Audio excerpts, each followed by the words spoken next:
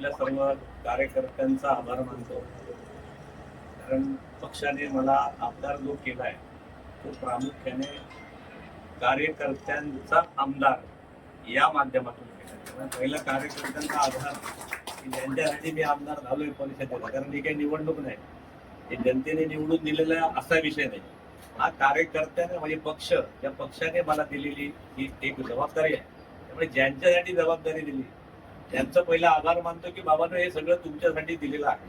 क्रमांक एक. क्रमांक दोन, ज्या भारतीय जनता पक्षाच्या केंद्रातल्या नेत्यांनी, या राज्यातले आपले नेते देवेंद्रजी फडणवीस साहेब, महाराष्ट्राचे अध्यक्ष रवींद्रजी चव्हाण साहेब, आमचे कोकणाचे नेते नारायणराव राणेजी, नितेशजी राणे, आशिषजी शेले, सगळ्यांच मला आनंद आहे की सगळ्यांनी एक मताने का होईना, कारण माझ्या माहितीप्रमाणे जवळजवळ 100-150 लोकांची यादी अख्ख्या महाराष्ट्रात ती कमी कमी कमी कमी करत ती शेवटी 30 वर आली.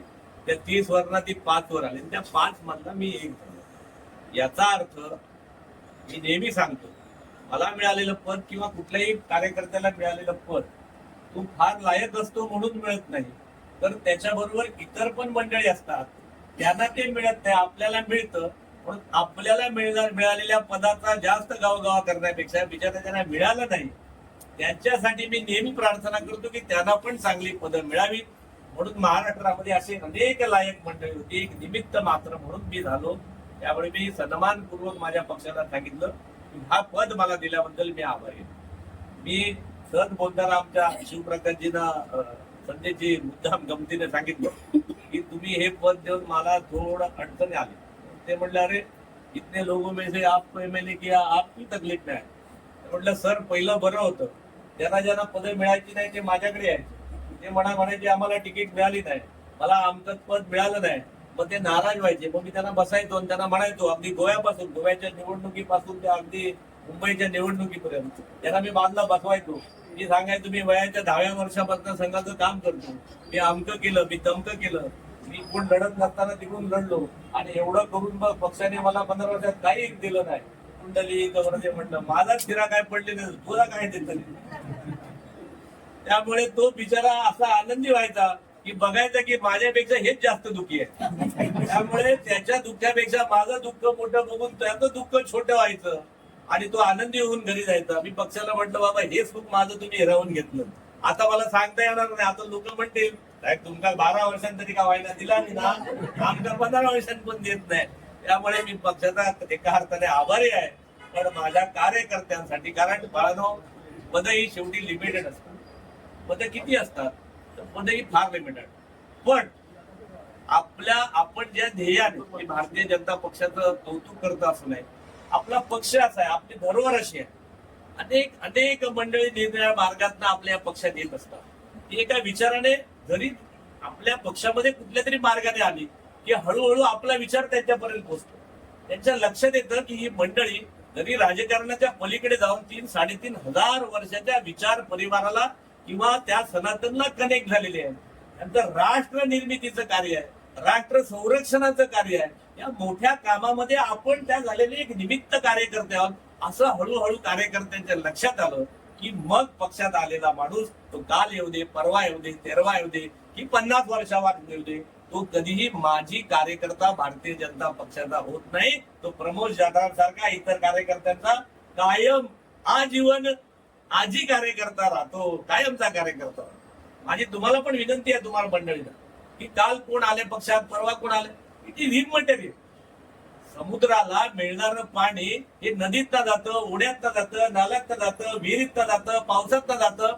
पण समुद्र कधी कोणाला विचारतो का माझ्याकडे पाणी आलेलं, त्याचा रंग निराळा आहे, ते पाणी आमचं आहे? समुद्र, भारतीय जनता पक्ष एक समुद्रासारखे आहे. भारतीय जनता पक्ष कधीच कोणाला विचारत नाही की तुम्ही कुठल्या माध्यमात, जो आला तो रमला. भारतीय जनता पक्षाचं हे एक युएसपी आहे, एक स्पेशालिटी आहे. त्यामुळे माझ्या भारतीय जनता पक्षाने मला आमदार करताना जे प्रमुख काम दिलंय आणि ज्याला मला जे प्रमुख पद दिलंय सिंधुदुर्गापासून पालघर पर्यंत, मला त्या पदाचं नावच आहे समन्वय.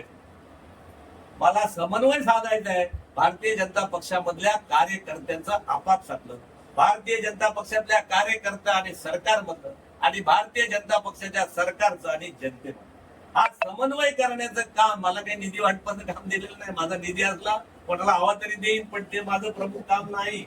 विकास करायचं काम नितेशजी राणे पालकमंत्र्यांचंच आहे, खासदारांचंच आहे, सरकारांचंच आहे. त्यामुळे माझं काम हे पूर्ण समन्वयाचं. आता आमदार झालं, निधी येतो, तो निधी मिळेल त्याची काही चिंता करू नका. त्याचं म्हणजे आम्ही हिला होतो निधी ह्याची काही काय होतील. तर हा समन्वय करायचा. बाळांनो, जेव्हा सत्ता प्रचंड येते, आज 19 राज्यात आपली 70 वर्षानंतर पश्चिम बंगाल मधल्या सारख्या राज्यामध्ये सरकार एक वेळ शून्य होतं 9 ला, आज आपण त्या ठिकाणी 207 210 पर्यंत गेलो. आज आपलं तिथं 19 राज्यात सरकार, 20-22 कोटी आपले मतदार आणि आपले सभासद, एवढी थम्पिंग. जेव्हा श्रीमंती भरपूर येते, जेव्हा सत्ता भरपूर येते, जेव्हा सुख भरपूर येतं, जेव्हा समाधान भरपूर येतं, लक्षात ठेवा त्या मागून येणारं दुःख सुद्धा आहे, कठीण काळ सुद्धा आहे. नजर हटी दुर्घटना घटी. त्यामुळे भारतीय जनता पक्षाचं कार्यकर्त्यांचं काम आता समन्वयाचं आहे. आता तुमच्या लक्षात आलं पाहिजे, एवढी जी सत्ता आली आहे, एवढी हे सत्ता आलं, पक्ष मोठा झाला, पद मिळाली, पंतप्रधान बसले, राष्ट्रपती बसले, मुख्यमंत्री बसले, पालकमंत्री बसले, खासदार बसले. खोट्या आम्हाला काही वर्षापूर्वी जर कोणी सांगितलं असतं राष्ट्रपती पासून पार्लमेंट से लेके पंचायत तक आमच्या भारतीय जनता पक्षाचं काही सरकार येईल, तर आम्हाला झोपेत उठून तरी विचारलं तरी खरं वाटलं नसतं. स्वप्नात पण आम्हाला सतीश खरं वाटलं नसतं. आज ते सत्यात आलं. गेल्या 100 वर्षाच्या अनेक कार्यकर्त्यांनी ते गाडून घेतलं ना, मी सारखं त्याच्यावर उगवलेले 100 वर्षानं फळ आहे. माझी कार्यकर्त्यांना विनंती आहे, आपण कुठल्या तरी छोट्या मोठ्या पदाच्या आणि कुठल्या तरी नका अडकू. आपण फार मोठ्या विचारधारेची धरोहर आहात. आपल्याला पुढच्या पिढीमध्ये या सगळ्या गोष्टी संक्रमित करायच्या. आलेली सत्ता एक साधन आहे, साध्य नाही. पक्षाची ध्येय धोरणं आपण त्या प्रशिक्षण वर्गात ऐकलं असेल. आपला पक्ष is different, we are party with different. आपल्याला मिळाली सत्ता साधने, याचा उपयोग तळागाळातल्या गरीब माणसासाठी करा. आपण निमित्त मात्र. लक्षात ठेवा, आपण 200 वर्ष नाही जगणार, आपण 1000 वर्ष नाही जगणार. छत्रपती शिवाजी महाराजांचा काळ त्यांनी फक्त 50 वर्षाचं आयुष्य भोगलं. 400 वर्षानंतर सुद्धा छत्रपती शिवाजी महाराज की जय म्हटलं की महाराष्ट्रात असा एक पोरगा नाही की जो हात उठवून की जय म्हणणार नाही. खरं आहे की खोटं आहे? आपलं आयुष्य कमी आहे. माणूस हा भरती आहे, तो मरणार आहे कधीतरी. अहो, माणसाचं माणूस मेल्यानंतर आपण बंगले बांधतो, घर बांधतो, अनेक गोष्टी करतो. सतीश भैया, माणूस मेल्यानंतर घरातली माणसं पण सांगतात, नाव पण घेत नाही, शिरा पडली म्हणतात, बॉडी आधी का उचला आधी, नाव पण घेत नाही. कुंडली दे बॉडी या म्हणतात. ह्याच्यात नावावर बंगले बांधला नाही, ह्याच्यात नावावर गाडीवर घेतला नाही, ह्याच्यात नावावर सगळा केला नाही. जाताना पोरगो पण सांगता, बॉडी लवकर बाहेर काढा, बॉडी लवकर बाहेर काढा. खरा की खोटा? काय आपलं आहे शेवटी बाळानं? हे सगळं आपण इथेच ठेवून जाणार आहे. म्हणून त्या मर्त मानवाच्या त्या भूमिकेत न जाता आपली विचार धरोहर आहे. हजारो वर्ष आपल्याला काम करायचं आहे आणि ते करताना ते टिकवण्याची या पिढीची जबाबदारी तुमची आहे. या भावनेचं भारतीय जनता पक्ष फार सुंदर आहे. तुम्हाला सगळी पदं मिळतील, सगळं काम करू शकता. अध्यक्षीय पद्धत आहे. मी अनेक ठिकाणी सांगतो, भारतीय जनता पक्षाची अध्यक्ष पद्धत फार ब्युटिफुल आहे. 3 वर्षाचा आमचा 7-12 अध्यक्ष असतो. जमलं तर एकदा आणखी रिन्युअल होतं. सतीश गोट्या एकदा रिन्युअल होतं. पहिला तो 7-12 असतो 3 वर्ष. जमलं तर आणखी 3 वर्ष 7-12 जातो. मग इतर हक्कात जातो, मग कुळात जातो आणि मग सगळे मिळून त्या कधी खुळ्यात काढतो. त्या संदेश खरा की खोटा म्हणा. आजूबाजू कोण हे बघ, हे पण होतो भारतीय. असे अनेक लोक आहेत की त्यांना आज लोक खुळ्यात काढतात. त्यामुळे भारतीय जनता पक्ष फार ब्युटिफुल आहे, फार सुंदर आहे, फार रचना टिकाऊ आहे. इथे आलेल्या प्रत्येक माणसाने 100 वर्षापूर्वी ज्या परिवारात, ज्या विचारात तुम्ही स्वयंसेवक बना, स्वतःचे राष्ट्र निर्मितीचं काम करा, देशासाठी काम करा. राष्ट्र टिकलं तर माझी कणकवली टिकेल, राष्ट्र टिकलं तर माझं सिंधुदुर्ग टिकेल, राष्ट्र टिकलं तर माझी संस्कृती टिकेल. या भावनेतनं बाळानं काम करा. मग तुम्हाला कुठल्याही गोष्टीचे असं अन्याय वाटणारच नाही. मला कधी कधी कौतुक वाटतं. लोक मला म्हणतात 12 वर्ष प्रमोद चढावर अन्याय झाला. माझ्यावर घंटा काय अन्याय झाला तो मलाच कळावा. माझ्यावर कसला अन्याय झाला? मी 10व्या वर्षापासून काम करतो बाळा. बरं, मी इकडे येऊन निवडणूक लगेच आमदार होईल, माझ्या 10 पिढ्या हार्ट अटॅक नाही गेल्या. आता ते जाऊच्यावरती तुमका इले तर का मी काय करू? आता तुम्ही काय मला बाळानं कोणी मदत नाही केली. नाही मदत केली कोणी मला संजय बापरे बापरे त्याच्याकडे जाऊ तो ह्यो असंच राहणार नको तसं आता खाल्लंय की मग गिळतो म्हणजे खरं आहे की खोटं आहे काय पुस्तक लिहिलं तुझ्याकडे लिहिलं तू काय काय प्रकारचे पाठलाग केलं ते काय घेतलं तर मग तो वळून होतो बाळा अरे बापरे तुम्ही नाही सर राजन त्यांनी ट्रेन मध्ये भेटलो तरी उलटो झोपायचो सगळं तोंड करून इकडे तोंड गेले तो लोक गाडी अरे एकदा ते का खोकला येत होतो विकशी बाटली तिथे ती पण घ्यायना म्हणते का जटरान तो वाश येतो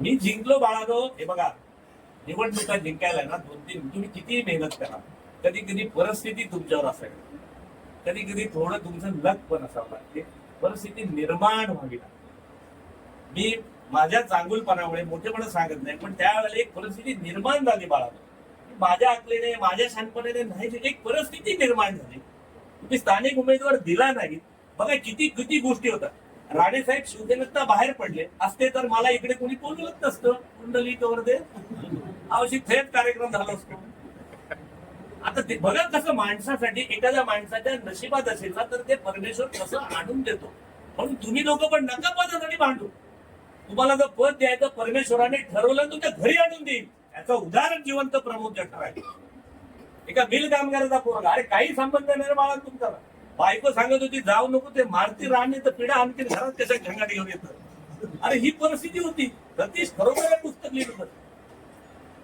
हे हाय माझ्याकडे आहेत काय काय लोक बसलेले काय काय चांगले लोक होते त्यांना गावात टाकून दिलेले माणसं मी घेतले जे तुम्ही टाकून दिलं होतं त्यांच्याच घेतले मी निवडणूक मला तो परिस्थिती निराळ आता आपण शतप्रसिद्ध राहण्यासंबंध या तुमच्या सगळ्या मंडळींना घेताना माझ्याबरोबर 4 इतर पार्टीचे लोक होते मला आलेली ती मला म्हणले आम्ही पार्टी सोडून जाणार कराय की नाही ताई आणि गेली ती म्हणले प्रमोद तू पण चल म्हटलं मी नाही जाणार बाळा हे माझं घर आहे मी कशाला सोडू आलेल्या पाहुण्यांचे मी स्वागत करेन माझ्या संघाचे माझ्यावर संस्कार आहेत असतील तसे घ्या आणि राष्ट्राला देशाला पार्टीला हवे तसे घडवा कुंडली ते अरे घडले की नाही एका बाजू घेऊ झाले की नाही मध्ये तंटामुक्ती अध्यक्ष प्रमोद एका बाजू गेले असते काय गेले असते आई रावत नाही रावत एका बाजू गेले असते गेले की नाही अरे येणार सगळे येणार राष्ट्राचा विचार केला की सगळे येणार सगळं आंबा बाजूला सोडून देणार सगळं होणार पण आपण जेव्हा हे विचार सगळे ऐकतो कशासाठी करतो याचा कार्यकारण भाव हा जेव्हा लक्षात येतो आणि तेव्हा गुरुत्वाकर्षणाचा शोध लागतो बाळाला झाडावरनं पडलेलं सफरचंद न्यूटनला दिसतं आणि मग न्यूटनला कळतं अरे हे आपल्याकडे तर पडला असं आंबो तर खाऊन टाकला नसता मेल्याने त्याने पडल्यानंतर त्याच्या लक्षात येईल अरे याच्यासाठी काहीतरी गुरुत्वाकर्षण जेव्हा तुमच्या लक्षात येईल पार्टीचं स्पिरिट लक्षात तेव्हा तुमच्या पण लक्षात येईल की ही पदं बिदं सगळी शुल्लक आहे कधीतरी जाणार आहे कालची पश्चिम बंगालची आपण निवडणूक लढवली बाळालो आणि बघा त्या मंचकावरती मोदी साहेबांचा सत्कार करण्यासाठी मोठा हार आणल्यानंतर मोदी साहेबांनी नितीन नवीन नावाच्या त्या नवीन अध्यक्षाला बोलवले छोटा येतो त्याला बोलवले सांगितलं ही राष्ट्रीय आमची भाजप ही अध्यक्षीय पद्धतीची पार्टी आहे हा सगळा सन्मान पंतप्रधानाचा नाही तो या भारतीच्या राष्ट्रीय अध्यक्षाचा आहे अध्यक्षाला म्हणून बूथ अध्यक्षापासून राष्ट्रीय फार सुंदर आहे बाळाचा अभ्यास करा खूप मजा येईल याच्यात खूप मोठं होता येतं अशी सुंदर पार्टी आहे छान पार्टी आहे आपण हिमतीने काम करा देशासाठी काम करा राष्ट्रासाठी काम करा गुतू नका मातू नका घेतला वसा टाकू नका आणि आयुष्यभर जर खरोखर प्रमोद जठारला शुभेच्छा द्यायच्या असतील सतीश राव तुम्ही संदेश सगळेच मी नाव या दोघांची घेते राईट हँड बसले म्हणून गाडी घालू नको तुमच्या सगळ्यांनी एक मात्र प्रतिज्ञा करा की प्रमोद जठारला खरोखर शुभेच्छा द्यायच्या असतील तर आयुष्यात कधीही भारतीय जनता पक्षाचा माजी सभासद होतो असं म्हणण्याची वेळ येऊ नका तर ह्याच भारतीय जनता पक्षात राहा हाच मला तुमचा आशीर्वाद समजेल जय हिंद